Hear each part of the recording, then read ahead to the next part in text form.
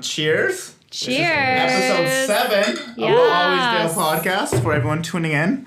My name is Santiago. I'm sitting here with Alex, our videographer as well. Hello. And a very special guest, Kilma. Kill the noise. Don't kill my vibe. Oh, Other one, yeah, sorry. And not only is she a great DJ that produced a fire set last night on our stream, really, really good. She also produces her own music. She's also a music journalist and a mentor to many DJs and a media machine. So we're going to have a really good time digging into what's behind Kilma. Yes. Yeah. Woohoo. I'm nervous. Are you nervous? Yeah, because usually I'm on the other side. I'm asking the questions to other people. Exactly. Yeah, and now we have two of us, so it's like an interrogation. Yes. You have to decide by the end who's good cop and who's bad cop, and then we'll go from there. Perfect. And if you get it right, you get a prize. Yeah, so we love to start off with like understanding kind of artists' background and like their original, like what influences were their first influences and how that's developed throughout their life and how that's actually blended into kind of the music they play and produce. So can you take us back to baby Kilma and what was that like and what were you listening to and what were your influences? Yeah. Okay, so my big influences when I was growing up was obviously the Spice Girls. Oh my God. And then I got really excited about, what was it called? Electric Circus. It was on Much Music. You had like a bunch of DJs come there, and then you had people dancing inside and outside. You remember on Queen Street, Much Music? They had A little bit. Yeah. I'm dating myself. But so I remember thinking like, I'm gonna be a dancer. That looks so amazing. And then some of my friends brought me to my first rave when I was 18, and I was like, hey, this is cool. Amazing. Why haven't I been coming here? And then when they were all hanging out and the guys had turntables out, and I was like, oh, that is so amazing. That's so dope. Can I try? And they're like, it's going to be a little too technical for you. Oh. And so I was like, well then, found another friend, went to his house, tried his turntables, started buying vinyl. I bought tons of vinyl before I even had turntables. And then a couple months later, I was like, went into Mother's Music, which is now Long and McQuaid, and picked up a couple pairs of turntables and just like train wrecked myself into success. That's amazing. And so you started playing on records originally? Yeah. What was that like? Expensive and heavy. Yes. Yeah, expensive and heavy and really fun. It was a lot of fun. But yeah, you would usually only have like maybe one, sometimes two tracks that you like on a record, right? It's just like one on each side. So that it was a little difficult to keep up to date on what was current. And then once Winnipeg's record store, Nice Records, went out of business, it was ship everything from online.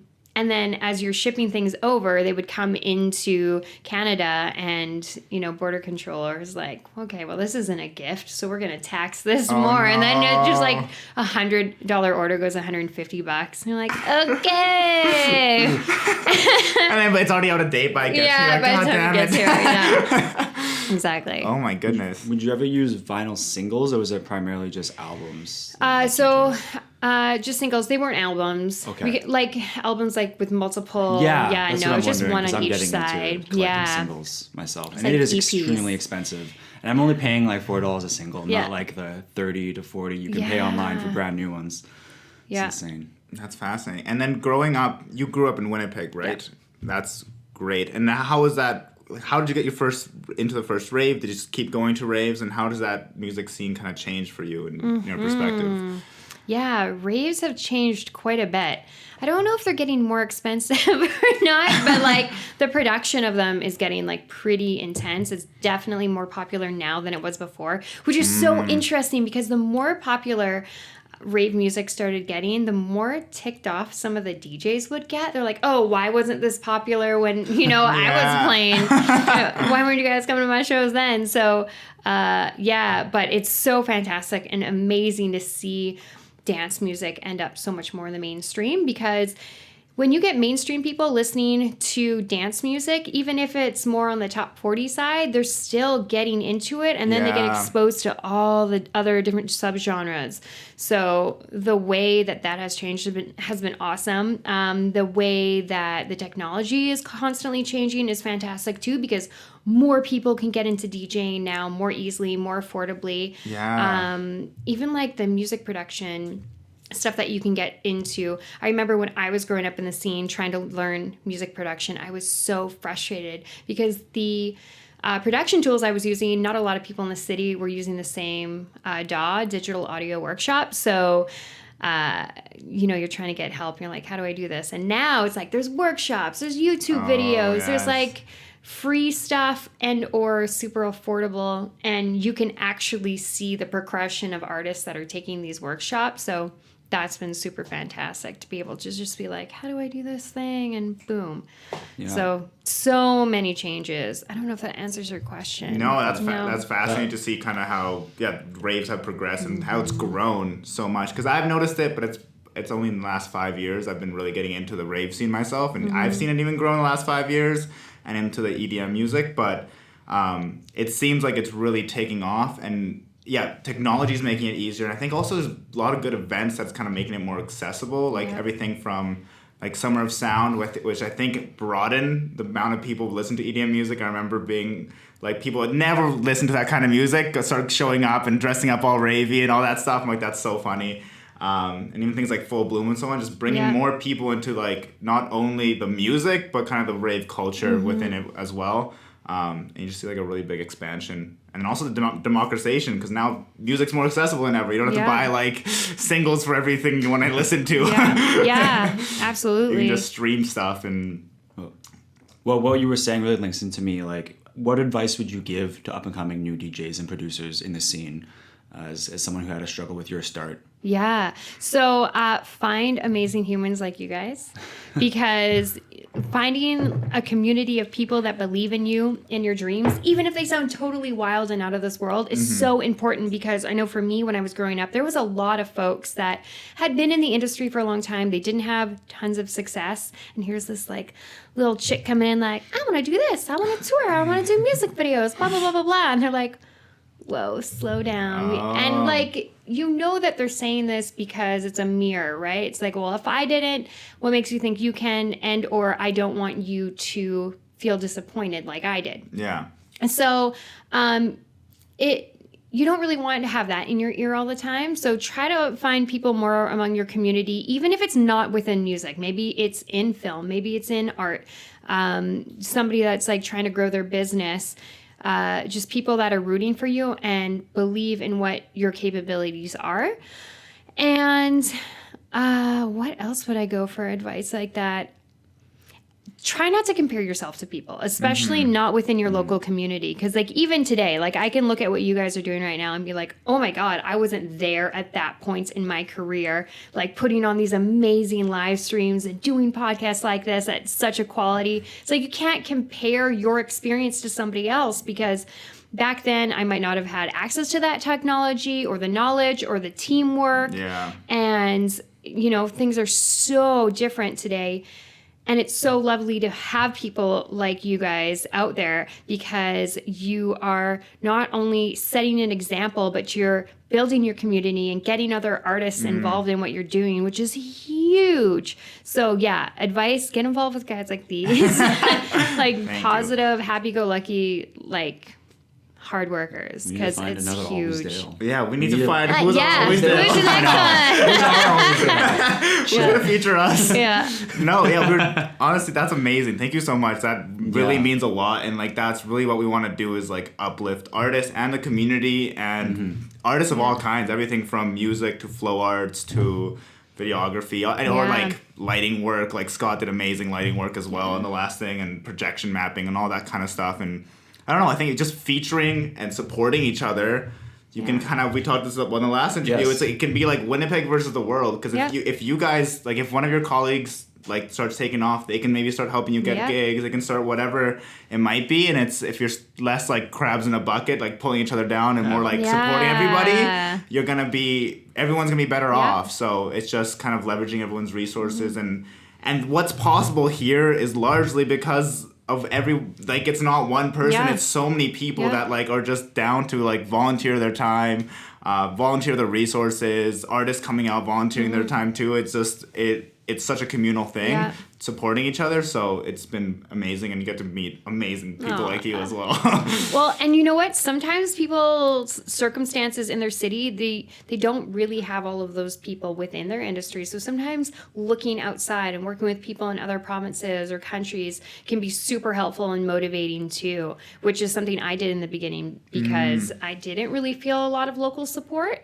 And maybe that's because that's just not where they were at that time in their life, or they weren't as excited and interested, or I just didn't know about them yet. So finding support systems outside is so motivating. And then if you get to like travel and tour, then you start meeting completely different communities and you're exposed to completely different cultures, and you start to realize the possibilities are endless, but you don't know sometimes when you're just in your own little bubble.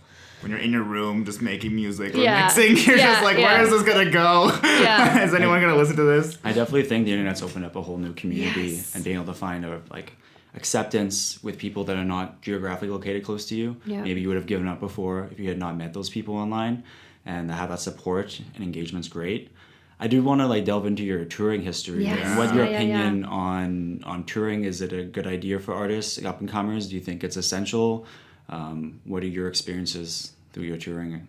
Yeah. Okay. So for me, when I was first starting to tour, flights weren't as expensive, which was very helpful. And it was like a whole village kind of thing. So I started promoting myself online when it was not popular, when it was like, girl, you're spamming people. And it's like, no, actually, I'm building a community outside. I'm like talking to people. So I built relationships with different people in different scenes. And that's the thing. It's like you want to look and see who are your, like whatever your genre of music is, subgenre, find out what DJs in what provinces are doing what, and make friendly with them. If it's good vibes and it makes sense, support them. It's a lot of give. It's a little ask, but lots and lots of give and support. And back then I was on a lot of DJ forums, so trying to get in with that community and see what they were up to. And then back then it was like a little bit of mixture of the online promo and the mail-in thing. So it used to be you'd find the promoters and then you'd mail a physical copy of your press kit as opposed to here's a link. Yeah. So I would find the promoters and mail out CDs, mixtapes, and then just try to build that relationship. And then eventually people started saying hey, we want to book you. And I would do it so that it was all right, if I'm going to be in Toronto, I'm going to pick something up in Montreal. If I'm in Toronto, maybe I can go to Buffalo, maybe I can go to Halifax. And then I would live out there. So I'd live in Toronto for a couple of weeks, live in Montreal for a couple of weeks, or, go out, whether it was East Coast, West Coast. And so you're staying with the DJs and producers, sometimes promoters. Only had a couple of sketchy experiences, thankfully. And then as I started building up my brand, then it was okay. Hotels. Oh, nice. But it was, that early beginnings was definitely building the community, finding out where people were. And then you can start doing things like guest spots on their radio shows. Even I was eventually, as time went on, the video streaming, I would be sending out videos of me DJing to go on their YouTube channels. But so building community and then traveling and basically living out there.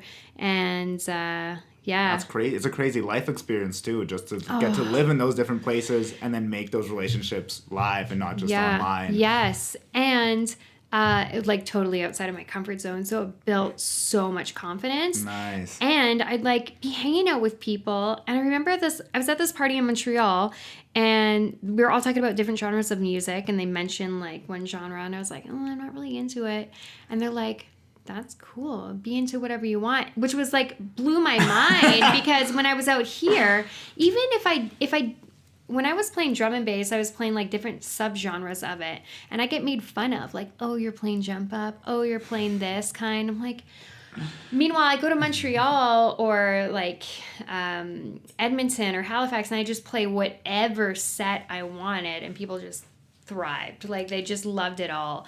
So yeah, I don't know if you noticed that in my set last night. It's like take you on a journey, kind of like not the same all the way through. It's gotta. Well, I had a question regarding that. Yeah. As a DJ, what do you think is a good middle ground between trying to appeal to an audience and please what they want, or to do what's more true to your heart or something that you want to do? Do you think there's a middle ground there? Do you just go in, I want to play what I want to play, or is it more of appeasing the crowd? Yeah. So I would say it depends on what kind of DJ gig it is. Okay. So whenever somebody tries to book me for a show, especially if I've never played for them before, it's like, hey, tell me more. What's the vibe?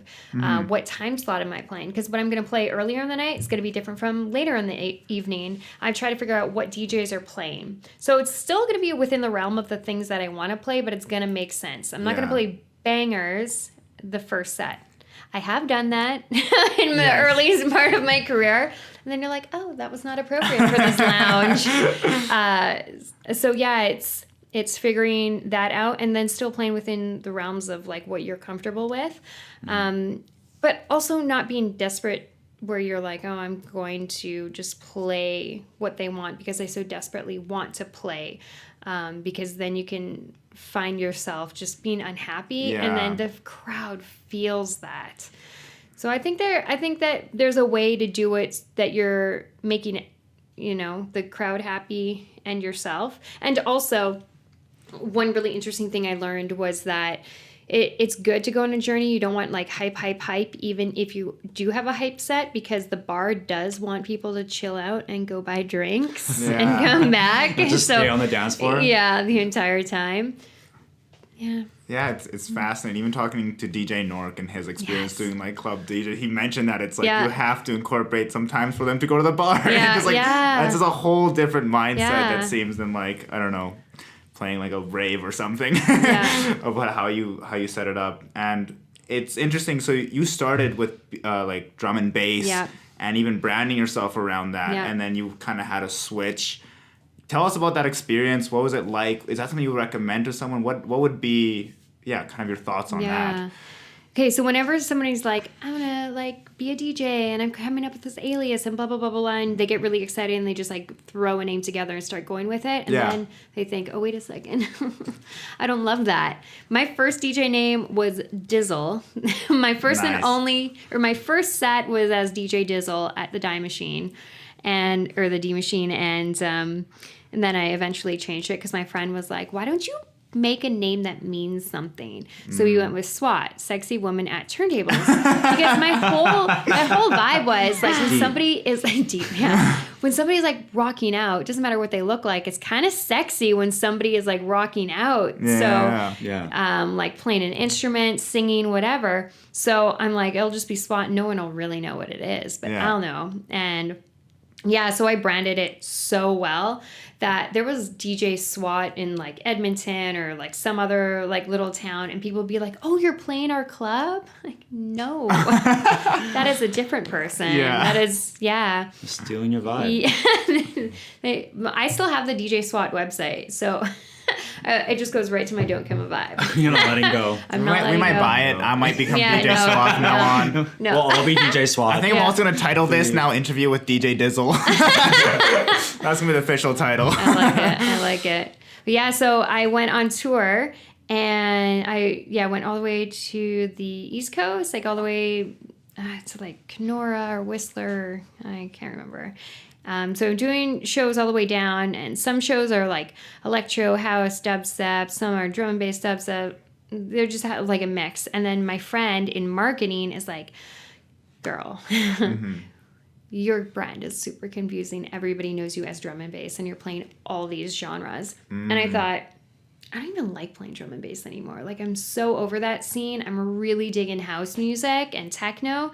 And so for 6 months, I just planned the rebrand. I'm like, what's the name gonna be? And I just like looked up different names, different name combinations. I didn't tell anybody I was rebranding. I was just focused on figuring out what I wanted the brand to be and what it was gonna be about and what I was gonna do with it. And I just thought of all these like vibe killing situations that happened to me and thought, Don't Kilma Vibe. yes, that's my website, and I'm going to write and talk about vibe killing situations and unorthodox ways of dealing with them. And like it's so interesting because like with call out culture coming out, it was so bittersweet because I remember thinking to myself, every single time I called somebody out, people didn't believe me. And every time somebody calls somebody out, we automatically believe them. So I wanted to take away the idea of watch out for this person and just stick with watch out for this behavior. Because if you're only worried about one person, you're not worried about the behavior. So I just started talking about, you know, when you're negotiating wage, before you say yes to a gig, all of this jazz, talking about it. And I remember having people come up to me and be like, I really appreciate that article because I worked with this person in the city and they tried this thing. And I was like, oh, no. I remember what Dar said. And then sure enough, I'm like, oh, that's so funny. That was the same person in my head Wow. that I wrote the article about, or just like different aspects.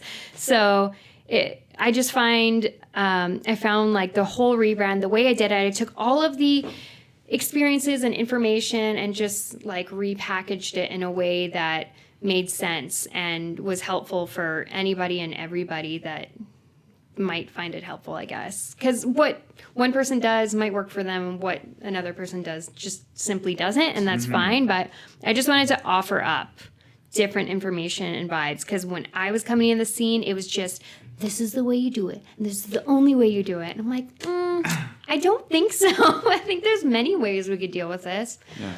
And then, 2014, when I dropped the SWAT brand, like 2 weeks later, I was in Costa Rica. I was like, okay, Kilma, new brand. And people were like, what? I thought you were done DJing forever. Oh. So it was perfect. It was very interesting and awesome. And That's amazing. It's a great way to give back as well. Like, you had those experiences and then kind of gave back to the community of like, hey, this is what I've learned so far. Yeah, regarding like your learning experiences, Yeah. I wanted to ask you about dealing with toxic people or toxic maybe behavior more specifically. Yeah. What would you recommend to people in terms of like handling that? I guess you've had a lot of experiences in your career with negative behavior or traits. Yeah.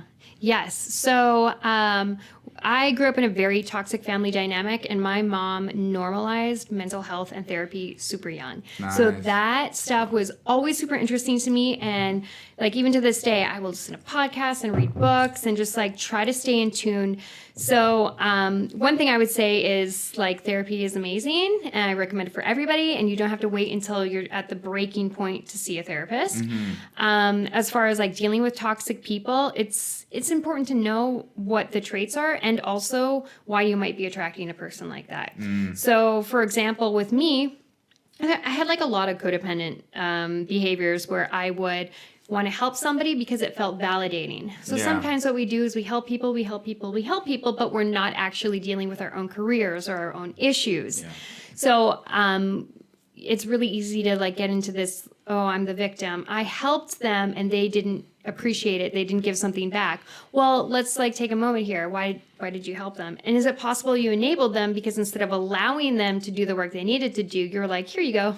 Yeah. I did it for you. So as far as like dealing with toxic people, they will probably pick up on that, like that you're codependent or that you want to help. So be careful about how much you give. Only give as much as you're willing to let go of. So like if they never do anything, if they never thank you, then like only that much. Know what toxic people look like. Try to figure out where in your life it might have happened. Anytime you deal with a toxic situation with somebody, it's a really good idea to ask yourself why I was attracted to this relationship. What was the payoff in helping this person that did this horrible thing to me? Not to say like it was your fault, but to prevent yourself from getting into that situation again. So for me, it might have been like doing too much in a partnership when throwing a party. It's like, okay, I made the flyer, I did the promo, I put this out. Wait, they're making half the pay, but I've done like 80% of the work. So how did we get there? Yeah. No, that's great. Totally That's answers great. the question. Not only understanding like, right, there's toxic people out there, but like how you interact with them and like kind of the patterns in your behavior, I think is super huge. And I think it's also important, something that comes across my mind is like a lot of times instead of helping people or like completely dispersing yourself, if you invest in yourself and build yourself up more, you can actually provide more to those people that you want to provide to. So that's something that like it's also important, not always just dispersing yourself and helping others, but if you build yourself up and like invest in whatever it is, your music, your career, whatever it is, then you can help others, right? Because your experience through your music, like your career and all the things you've done that help yourself, now you can pass it on to other people, give them advice and so on. So it's really Giving from a fascinating. whole. Exactly. Do you have any follow-up? Well, I wanted to talk about like social media promotion marketing, because you had mentioned when you were early in the days on the internet, you were getting yourself out there and people saw that negatively. But nowadays, like social media marketing promotion, it's just everywhere. Everybody's promoting themselves, whether they have a business or brand or not. It's all promotion at this point. So you seem like you're really good and you have a good handle on that. Do you have any advice again? I'm just trying to like steal all your ideas. I was watching your videos, like your DJ Mag videos, and I found them, like it was just for research for this, but I found them super helpful for me as a starting DJ. They really like influenced and helped me and give like advice for how I can start out. Yeah. So. Okay. So the question was... so social media marketing promotion. So like, I guess recommendations or advice to others. So... interestingly enough, it's like the promotion of yourself is more about giving to other people. Supporting people, because as soon as you highlight somebody, you're highlighting yourself anyways, which kind of sounds gross because like you do want to highlight people and not make it about you. But I remember reading about like Gary Vaynerchuk has this book. Oh my gosh. Crushing It? No, but I also, I was Thank also... You Economy? I can list them all. Yeah. We're big Gary Vee fans here. Jab, jab, jab, right hook. Oh, that's a great one. Yeah. It's a really good social media one. Give, ask a little. Just like supporting other people, giving to them. The vlogs are super helpful. When I was working with Disc Jockey News, it wasn't just the advice pieces, but it was talking to other artists. So you're highlighting those artists, and their clientele is like, oh, who's this person that's interviewing? And so there's this cross promotion thing that's constantly going on, but you want something that's interesting, right? You want like a conversation that's valid, but also different, because sometimes that I find online is people are just having the same regurgitated conversations, which is really freaking boring. So I find myself so hyper interested in people that are talking about things that are completely different and not, trendy. That actually give a shit. So, and I know like the controversial stuff, like it's a difficult one. So when it comes to like talking about things on social media that are controversial, I try to come from a neutral standpoint. I don't know if it comes off that way because it's not really neutral, because in my head I know how I feel no matter how much I put it out there. But I don't blurt things out as I'm feeling them, right? So if I'm going to write something on social media that is meaningful, it's going to be like a journal piece, and then I'm probably going to edit it a few times. And then even like just with content, like it can get so exhausting. You're like trying to stay relevant, but like you're not going to be online every day for 4 hours a day, hopefully not on your social media promoting yourself. So when I was doing Disc Jockey News, I was time batching. It was like, okay, today I'm going to do my vlogs. So I'm going to take a shower, do my makeup, and record vlogs. Only record vlogs. And then a different day, I'm going to edit all those vlogs. On a different day, I'm going to schedule them and have like the blurbs and everything. And so I would, like, especially when I was at home all the time with my kid, and then when I was like working full time, you time batch, so that you're not jumping all over the place. And then you schedule your content, so you don't even have to think about it. So you just schedule your content for the month. And maybe you pick one day a week that you go on there and you have conversations with people about the subject matter. But the social media thing can be a little tricky because we can get caught up on the drama and the conversations. And then, wait, why was I here? And now I'm buying something. or, finding myself super emotional because I'm talking about something that's really impactful. You're just arguing with random people online. Yeah. You're like going back and forth. You're like, is this even productive anymore? You're like, I feel like I'm gonna. Yeah. Yeah. So, the advice for that was all over the place. But with social media, I just find that you kind of need to know what am I trying to do? Am I trying to get people to like feel good? Am I trying to motivate them? Am I trying to let people know about my next album? Well, if I'm going to do that, I'm probably going to have to do all this other stuff first. But how is it true to me? And just kind of figure that out. It's a lot of trial and error. That makes sense. I think it's not being afraid to fail is a big part of that, because you can micro test different things, different aesthetics, whatever it is. And I have a lot of like empathy for artists, because it's like a lot of them just want to make music, but like a lot of it is like you need to, what makes your livelihood is the fans, and connecting through fans through social media, whatever it might be, is like such a good way to kind of expand that. And those tips of like even time blocking and efficiency are huge. Things that I'm like noting in my head. I'm like, we should actually do that more. Because structuring, like whatever. Like if we can just like block, okay, we're gonna do all these editing here, and then we're gonna schedule it there. It's just gonna make it more efficient. Because even with, we're technically a team of 4 people, and it's like, it's insane. All we do is media, and it's I can't imagine like making music and also doing media. It's just like I'm always like people like yourself, and like House of Panda too does a ton of like crazy media. Oh my god, he is like amazing, so talented. It's just fascinating how they that's even possible to get together in so many ways. Following up on that, so you're having, what's your experience with music production, and what do you see it going for yourself in that sense? Yeah, so when I first got into music production, I dabbled in a bunch of different production programs, and then got frustrated and bought Cubase, and then again, nobody knew like in my city, so I'm like, what do I do with this? Tried a bunch of other stuff, Ableton, Logic, came back into Cubase, was like, oh wait, they're all the same. Okay, I can figure this out. So music production for me, what does that look like? Oh my gosh, I feel like I'm, even like after a few years, I still feel like such a freaking noob at it. What it looks like is me experimenting with sounds all the time and taking influences from other artists that I'm like, this is wacky and weird and awesome, and I love it. And so I know you're going to mention the what's that. Yes. So my son is hilarious, and the way he says truck is fuck. And so we're reading the truck book. It's like, what's that? It's a dumb fuck. And, like, what's that? Right? And so I just was like, I gotta record this. So I record it, and then I just like made the rest of the track. I think it was like right at the beginning of the pandemic.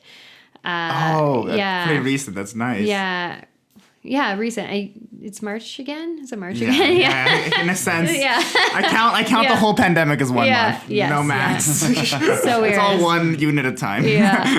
And what was it about that track?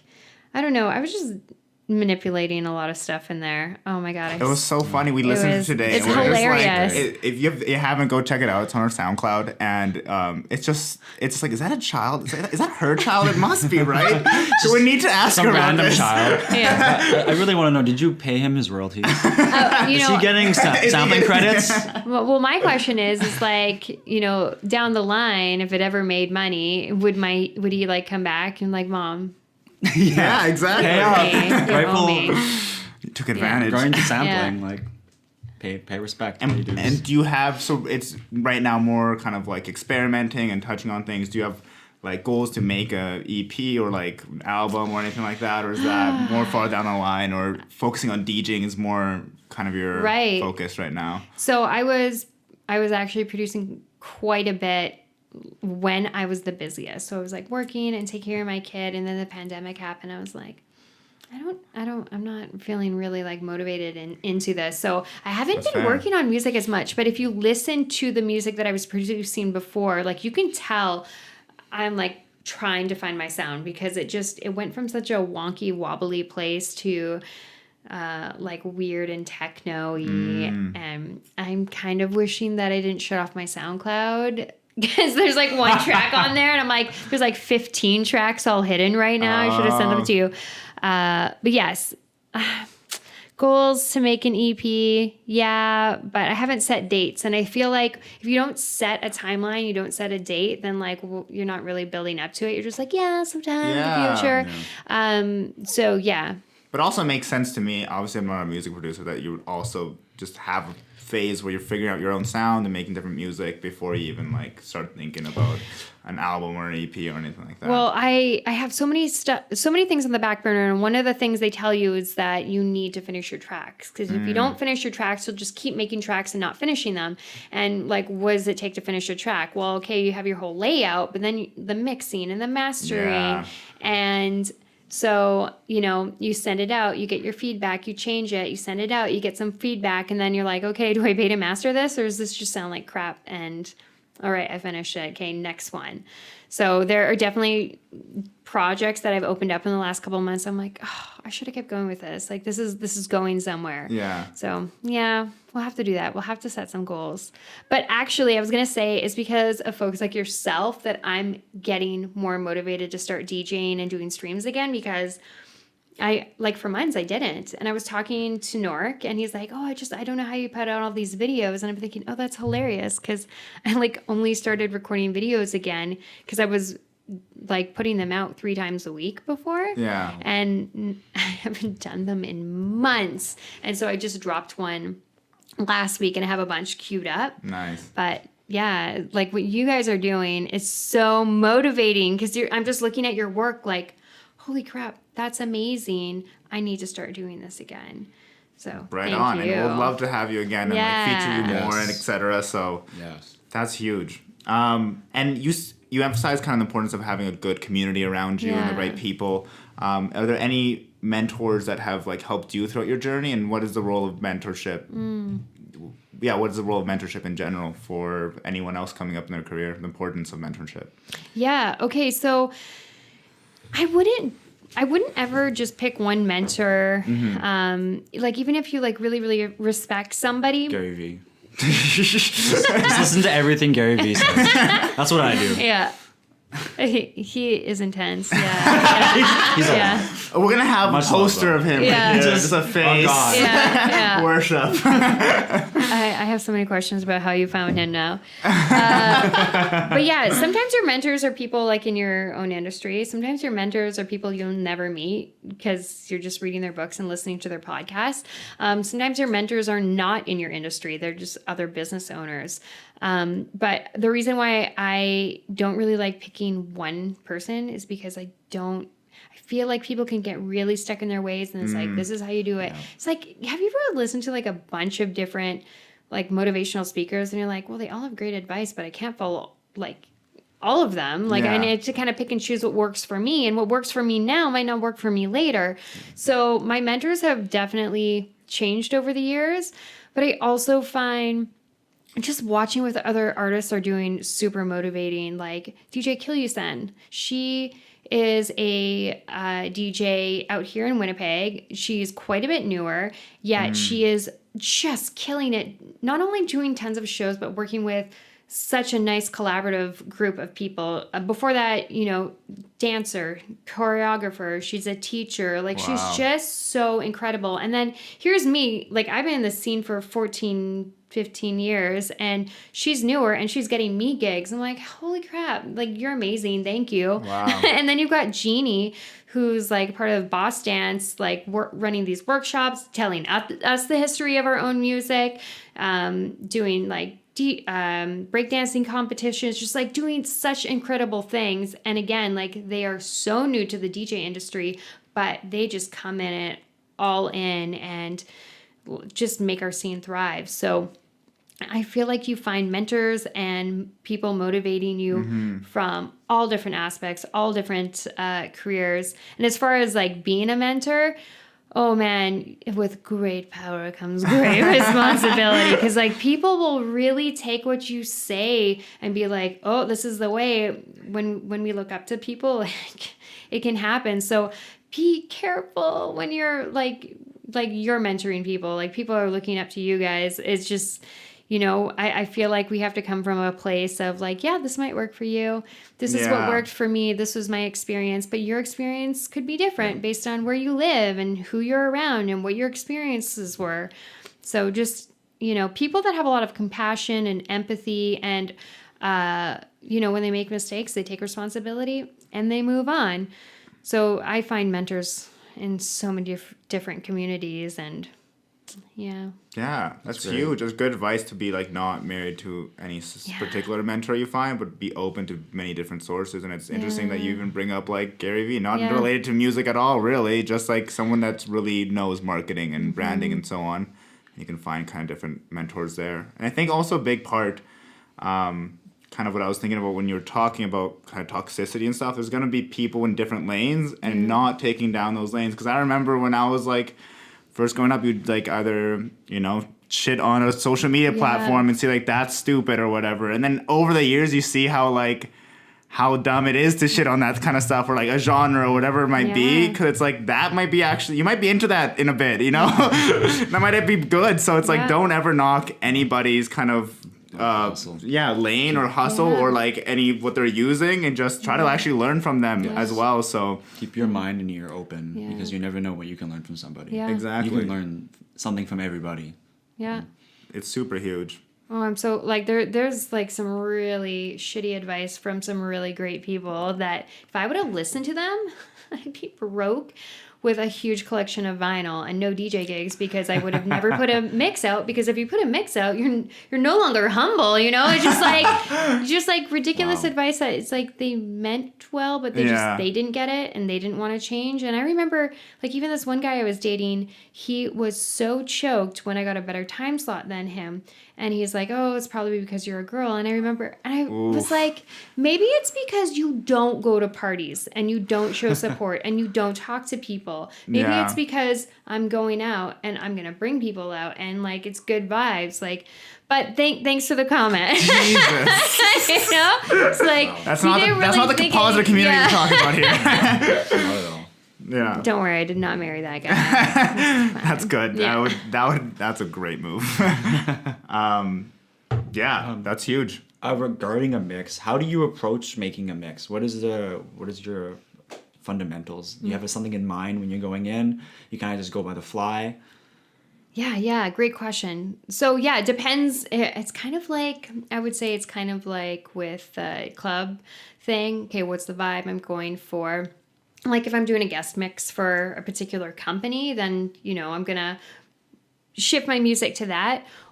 But if I'm just at home rocking out and decide to record, it's going to go wherever it goes. For me, it's so interesting. If you listen to all the different mixes I have on there, you'd be like, oh, these are completely different music, like styles of house music or techno. And so, like, my favorite stuff to play is a lot of the stuff you heard me play the first part of that set. Just weird, textured. Is this techno? Is this house? Like, what is this music? I found the Minimal Kids, and I found, like, Save E and a bunch of Little by Little. And I think Joshua is one of them. And I'm just like, this is so wicked and weird and textured, and it makes me so happy. And then it's just like panning around the room, and everyone's like, oh, yes. And 100%. Yeah. I think you have such a cool, unique style. And like Alex was saying, it's very like almost OG mixing style. Old school. And I found it very minimalist and progressive. So I just like, I don't know, I got like guys like Carl Cox in mind, where I was just like, this is so well done and so classic. Yeah. And like, and to me, when I starting to try to make a mix, it's just like I'm just taking my favorite songs. Yeah. But like it felt so cohesive, and I was like, this feels very purposeful, and I just mad respect because I loved it. Yeah, it's great. Yeah, you can find her mixes on SoundCloud. Yeah. They're fire. They're really good. or you can go to their go check out the live stream there. And then also we'll have her set up on YouTube, and it's also a fantastic set there. Yeah. Only parts of it will be muted, I think. Yeah, we'll see. You know what? We've been surprised. We put up 2 so far, and then they're only muted in like North Korea and Iran. which is, sad for all our Iranian and North Korean followers, Yeah. but everyone else is fine. Yeah. Shout out if you're watching this. Yeah. We haven't forgot about you. We just can't see those. How was... So you've kind of DJ'd some festivals as well. What's your experience, difference between DJing a festival versus a club set, and maybe some of your kind of favorite experiences in festivals? Yeah. Okay. So sometimes I feel like festivals, you have so much more ability to experiment because you have such a wide, diverse group of people that are out there, as opposed to if you're in your local scene and you're playing for a particular promoter, that promoter might have a certain standard of type of music that they're expecting from you. At a festival, I feel like you can really go balls to the wall, which is lovely because it's just okay, it's a big enough crowd. Some of you will stay, some of you will go, but I'm going to find my space of people, right? Yeah. So festivals, oh my God, I freaking love festivals. I miss them so much. Was it last year? It was Emotion was coming up and the Womp was coming up. I was going to get to play the Womp for the first time. Monkey Twerk? No. Oh my gosh. I'll show you. no idea. They are amazing. And Thomas Anthony, they had a festival that was supposed to happen in 2020. Is this the Womp? Yeah. The festival? Okay, cool. Yeah, and so of course, everybody had to cancel everything. But just the vibes whenever you watch those little mini videos of what's going on, you're just that is my crew. That is where I need to be. Yes. So festivals, are so lovely. Clubs, again, it depends. There are certain cities that I played where it's if you're a guest DJ and you have your guest mix or your promo mix that you send out to the promoter and the promoter promotes you, the people that are coming to that club in that city are there for that. Whereas in your city, if you played multiple different gigs, you might be catering more towards that promoter's wishes. But when you go on tour, I feel like you can do more of your own thing. Yeah. When it's you're the headliner or even the opener, they probably picked you specifically because they know that you're going to be the perfect opener for whoever's headlining that show. So it depends. Gosh, it's always a huge variety. I'm guessing on the club side, but it's fascinating to see kind of how at a festival you kind of have way more leeway to do what you like. And I think I also noticed, especially a festival with multiple stages, right? You can leave the stage and go to another one that so you can push the limits on one, and then it's if you don't like it, then you can go to the other stage. There's other artists too. Unless you have an afternoon set at the beach, you might want to keep it chill. That is true. Dubstep? Yeah. I like dubstep on the beach. Yeah. That could be a whole theme. That's the next party. I think we've covered a lot of amazing kind of topics. Anything else you want to touch base on? I don't think so. How about yourself? Yeah, no, you guys are awesome. I Thank love you. this. Thank you. You're awesome as well. I've been watching all your little clips. I'm oh my God, I'm so excited. This is gonna be so much fun. Oh, amazing. Yeah, we'll cut it up. We'll make you say look, terrible things. We'll make you say terrible things. Yeah. We'll blackmail you. And then you'll have to be signed to the Alwaysdale label. I'll just be like Trump. You'll just splice all these words together. Exactly. And you're or okay. They have deep fakes now. You can just Yeah, make someone I say know. things that doesn't exist. We have so much, Yeah. so much to use here. Yeah, exactly. So For much. yeah. We're giving a thank to you. blackmail you. Yeah. Thank you so It'll much. just be swearing. She doesn't like kids. She hates her own children? Kilma Noise? We're going to turn into a drama channel. Kilma Noise hates her own child. Tune in next Up week. next. Well, amazing. Well, thank you so much for coming. you. And Shutouts or... yeah, where can people find Yeah. you? Where can see you next? Yes. Yeah. On the interweb, because we're not allowed to be anywhere. Online. So yeah. On Friday nights, I'm on Twitch at 8 p.m. Central. It's twitch.tv/Don't Kilma Vibe. If you're how does she spell Kilma? It's Kilma. And then pretty much all of my social media is at Kilma Music, except for my website. It's Don't Kilma Vibe. Don't Kilma Vibe. And right if you on. want stickers and magnets, I sell those too. She has amazing stickers and magnets. You have that one, the plant, don't kill my don't plant. kill Don't my kill my plant. plants. Yeah, Because I would love one. Very good. yes. Oh, we I can cannot we kill put it up? these. We should just have it on our thing. Yes, Put it by that'd the be plants. sweet. It would fit right in. That's a Yeah, good yeah, idea. yeah. These plants I may or may not kill. No, I don't kill won't. them. I'm- Don't, no. They're Don't fine. jinx myself. Well, thank Don't you, listen to him. everyone who tuned in. You can see the live stream up on our YouTube page soon. Yes. very Or actually, by the time we're posting it, it'll definitely be up. Actually, good. It'll take 2 months. for this to It'll go take up, about so- 5 years Yeah. to produce everything. And yeah, thank you all. Thanks. Take care. Yeah. Yeah.